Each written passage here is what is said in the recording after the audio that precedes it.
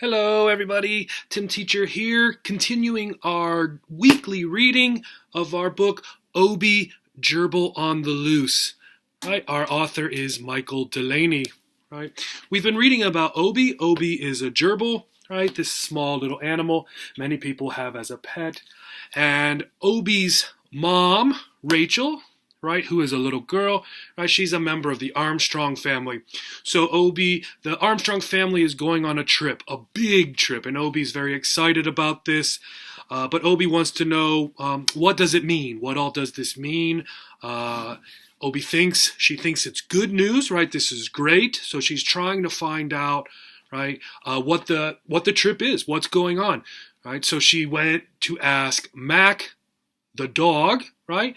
And Mac seemed to be unaware of the trip, what was happening. Sweetie Smoochkins, the cat, wouldn't tell Obi what was happening, right? And the bird, right, the parrot of the family, Mr. Smithers, just seemed to make a bunch of noises, like birds do, for real, right? So Obi still is trying to find out what exactly is happening. What is the big trip? Mac did say, however, that this is not good news, right? So Obi thought the trip was good news, but for whatever reason, either because Mac knows or just thinks this big trip is not a good idea, something bad. So we'll see. We're reading chapter 7 this week, A Dirty Trick, right? A dirty trick. Two teenage boys, both tanned and wearing baggy shorts, sandals, and untucked t-shirts that looked as if they were about 2 sizes too big for them, walked into the room. Obi, peering out from behind the couch, recognized the boys immediately. The shorter, heavier, pimplier of the two, the one with the shoulder-length, wavy brown hair and the t-shirt that said, "Got Soccer?" across the front, was Rachel's older brother, Craig. The other boy was wearing an orange t-shirt that said, "Life is Good." This boy had wild, frizzy brown hair and was wearing a red bandana tied on his head. He also had small white earphones plugged into his ears. The earphones had a white wire connected to them that fell across the front of the boy's t-shirt and disappeared into one of the front pockets of his baggy shorts. This boy was Craig's best friend, Tad. He and Craig hung out together. From her apartment, Obi often saw the two boys walk past Rachel's bedroom doorway, on their way to and from Craig's bedroom, which was down the hallway. "Matt gets fed twice a day," said Craig, "once in the morning and once at the end of the day." "What about walking him?" asked Tad. "Yeah, you'll need to walk him too," replied Craig. "Don't worry, it's all written down on the instructions that are on the kitchen table." As Obi listened to the boys' conversation, she glanced over at Mac. It was the most amazing thing. The wrinkled, deeply worried expression on the dog's face had vanished. He was now practically beaming with joy. Evidently, something Craig or Tad or both had said had cheered up the old yellow lab. But what? Tad squatted in front of the dog. "Hey, Mackie boy," he said, grinning as he rubbed the dog behind his ears. Mac's eyes shone brightly as he gazed into Tad's face and thumped his tail upon the floor. Tad rose to his feet and said, "How about Mr. Smithers? How often does he get fed?" "Once a day," replied Craig. As Craig explained how much to feed Mr. Smithers, Tad stepped in front of Mr. Smithers' cage and gazed in at the parrot. "Hello, Mr. Smithers," he said, making his voice sound all weird and funny, like a voice in a cartoon. "Hello, Mr. Smithers." "Hello, Mr. Smithers," replied the parrot idiotically. It was such a shame, thought Obi, that the ability to actually speak human should be wasted on a creature like Mr. Smithers.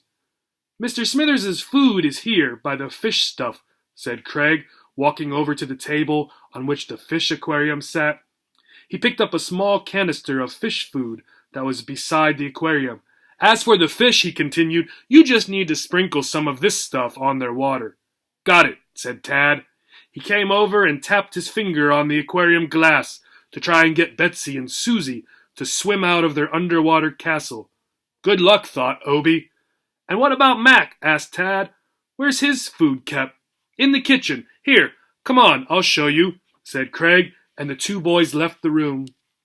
What was that all about? Obie wondered as she emerged from her hiding spot behind the couch. Did you hear that? Cried Mac excitedly, glancing over at Obie. Hear that, replied Mr. Smithers. I'm not being put in a kennel, said Mac. He lifted his gaze toward the ceiling and happily cried out, Thank the Lord! Thank the Lord! Thank the Lord! Cried the parrot. Obie was now more curious and bewildered than ever. Anxious to hear more of the boys' conversation, she rolled her gerbilmobile out into the hallway. The boys weren't there.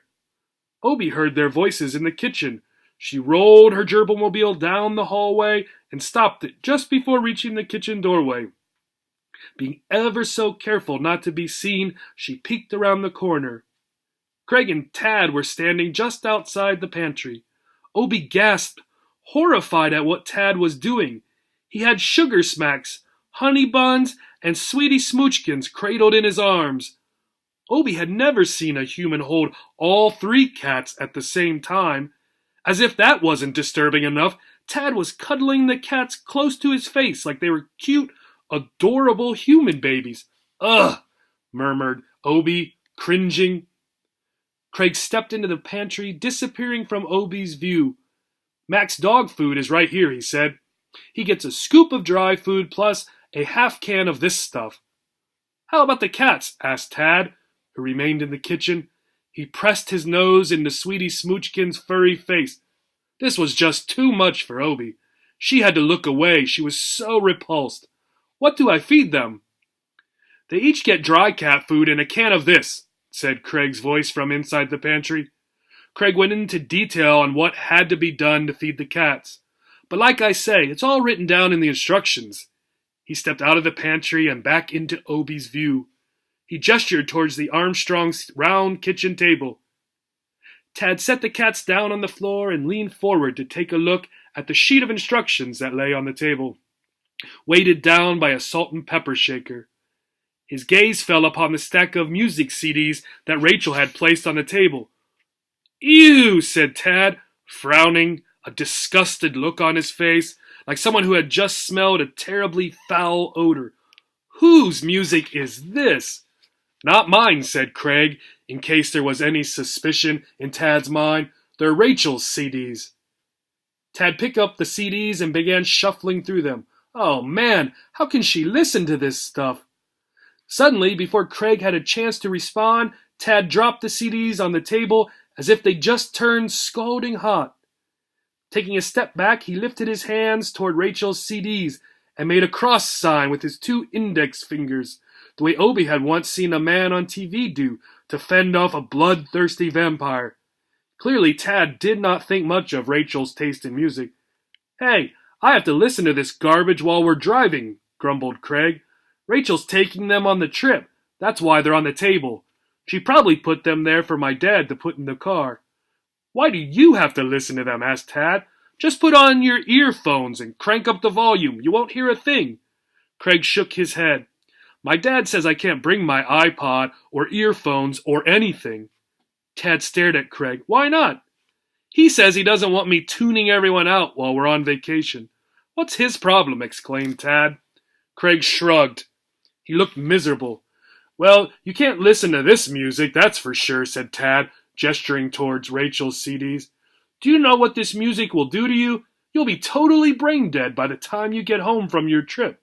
You'll be walking around like a zombie with a blank look in your eyes and drool hanging out of your mouth. Craig did not look amused.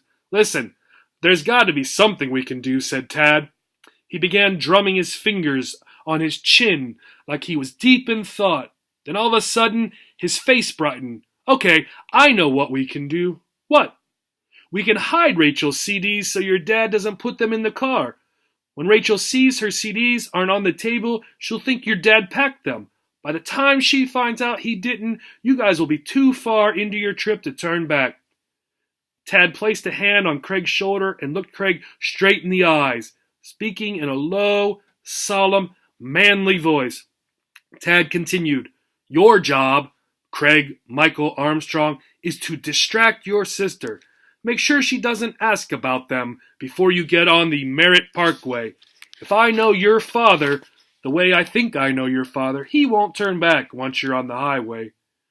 Craig did not laugh, didn't even smile. "It won't work," he said. Tad looked offended. "Why won't it?" "Because it won't," said Craig. "It'll only get me in trouble. My dad will kill me when he finds out I hid Rachel's CDs." "But you didn't hide them," said Tad. "Doesn't matter. I'll still get in trouble." "That's only because I haven't finished telling you the rest of my plan," said Tad. "After you guys leave, I'll take the CDs out of the cabinet and put them back on the kitchen table. When you guys return from your trip, the CDs will be sitting right out in the open, like someone forgot to put them in the car. That someone being my dad," exclaimed Craig, his eyes lighting up. Tad, all smiles and with a devilish gleam in his eyes, nodded. "So is that a brilliant idea, or what?" "Tad, you're a genius." "Yeah, I know, Tad admitted. Too bad nobody else has figured that out yet." From her hiding spot in the hallway, Obie didn't think Tad was a genius. She thought Tad was an absolute villain, and Craig was just as bad. How could he do such a thing to Obie's dear adopted mother, his own flesh and blood sister? Obie watched in disbelief as Tad put his evil plan into action. He picked up Rachel's CDs, stepped over to the stove, and put them in the cabinet that was above the stove fan where all the cookbooks were kept. "Of all the dirty tricks," Obie murmured. Obie didn't know what to do. She wanted to tell Rachel about this sinister plot, but since Obie didn't speak human, and Rachel didn't speak gerbil, how could she do that? Still, being the dutiful daughter that she was, Obie felt she had to at least try and warn Rachel. Obie started to roll her gerbilmobile around to go find Rachel when, behind her, she heard a female voice. "Well, well, well, snooping, are we?" That's the end of our chapter. Next week we will read chapter 7, Gerbil Ping Pong, and we'll find out who caught Obie listening on the conversation. Who do you think it was? I have an idea, but we'll find out next week. I hope you enjoyed the reading this week. Have a great week. I'll see you next time. Bye-bye.